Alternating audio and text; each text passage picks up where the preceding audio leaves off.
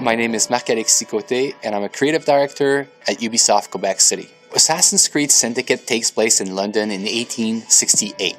The Industrial Revolution, in essence, is society going from almost a medieval society to the modern society in which we live in today. It's an increase in productivity that's never been seen before in the history of mankind. You see transportation breaking through. In the span of a few years, enough railroads were constructed to go around the circumference of the Earth. It's a world that's ruled by science. We'll see tons of progress in medicine that prolongs the lifetime of people from about 20 years old to 50 years old.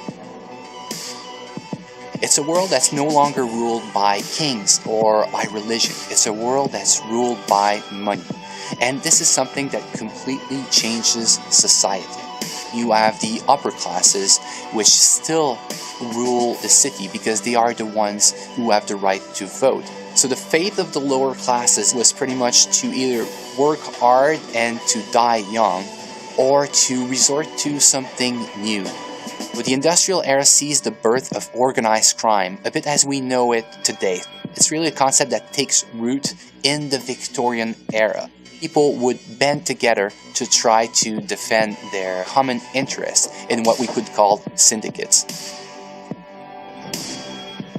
So the new assassin of Assassin's Creed Syndicate, his name is Jacob Frye. Jacob is a born and raised assassin. He's going to have allies that are the street gangs of London. Evie is twin sister of Jacob. She's the more calculated, the more rational personality. She's the one that's going to guide Jacob through his quest to free up London. Jacob will always approach the situation with a really hands-on and head-on approach. So he will be more brash, more brutal, more confrontational. He's all about the thrill. He's all about the chase. Assassin's Creed Syndicate will be the fastest-paced Assassin's Creed that we've ever built. The speed of combat in Assassin's Creed Syndicate has changed from the past. We are making combat much more closer range than ever in the past.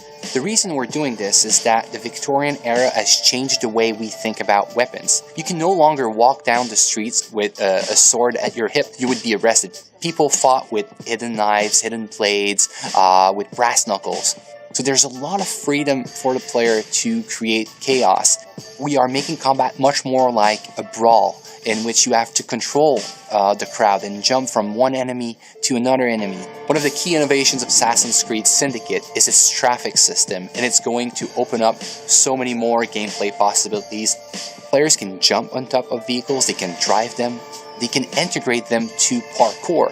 They can kill and assassinate people from vehicles. It makes the combat much more faster paced, but also more brutal and more lethal than ever before.